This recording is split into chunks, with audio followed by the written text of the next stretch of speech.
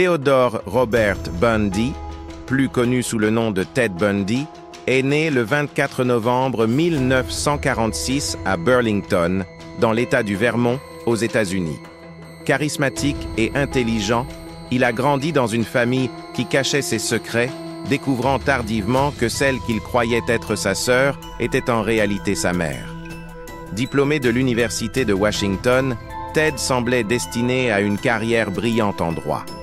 Mais derrière cette façade parfaite, se cachait un tueur en série impitoyable qui allait marquer à jamais l'histoire criminelle.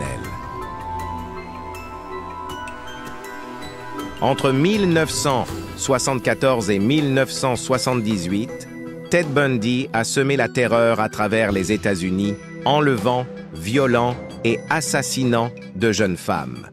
Il utilisait son apparence et son intelligence pour manipuler ses victimes, souvent en simulant une blessure ou en demandant de l'aide pour porter quelque chose à sa voiture.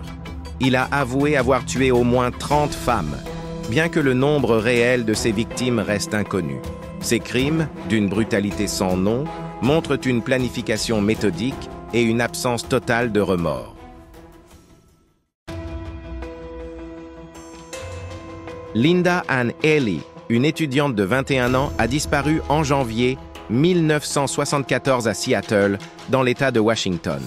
Linda était une animatrice radio connue pour son émission sur les bulletins météo. Une nuit, Bundy s'est introduit dans sa maison, l'a frappée à la tête et l'a emportée. Son corps a été retrouvé des mois plus tard dans les montagnes de Taylor. Ce meurtre a marqué le début officiel de sa série de crimes, laissant la police perplexe face à sa capacité à disparaître sans laisser de traces. Le 15 janvier 1978, après son évasion spectaculaire de prison, Ted Bundy a frappé de nouveau. Cette fois, il s'est introduit dans la maison de la sororité Chi Omega à l'Université d'État de Floride, à Tallahassee. En moins de 15 minutes, il a tué 2 étudiantes, Margaret Bowman et Lisa Levy, en les frappant violemment à la tête et en les étranglant. Il a également agressé 2 autres jeunes femmes, Karen Chandler et Kathy Kleiner, qui ont miraculeusement survécu à l'attaque.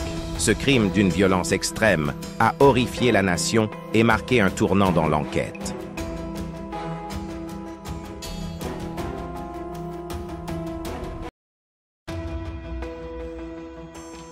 En février 1978, Ted Bundy a enlevé Kimberly Leach, une élève de 12 ans, à Lake City, en Floride.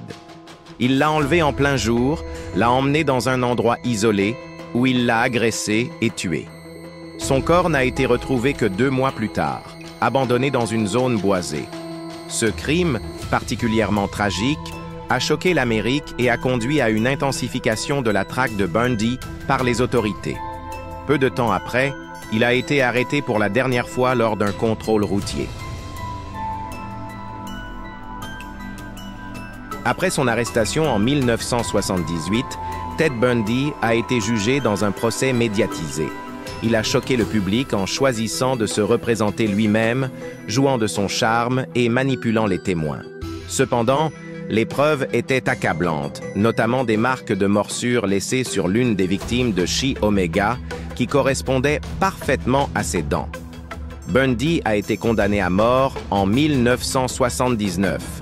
Après des années de procédures judiciaires, il a finalement été exécuté sur la chaise électrique le 24 janvier 1989, mettant fin à une série de crimes qui a horrifié le monde entier.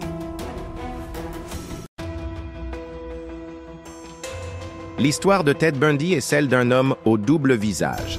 Derrière son apparence charmante se cachait un monstre qui a exploité la confiance des autres pour commettre des crimes inimaginables. Son cas a révolutionné les enquêtes criminelles, notamment l'utilisation des preuves médico-légales comme les marques de morsure.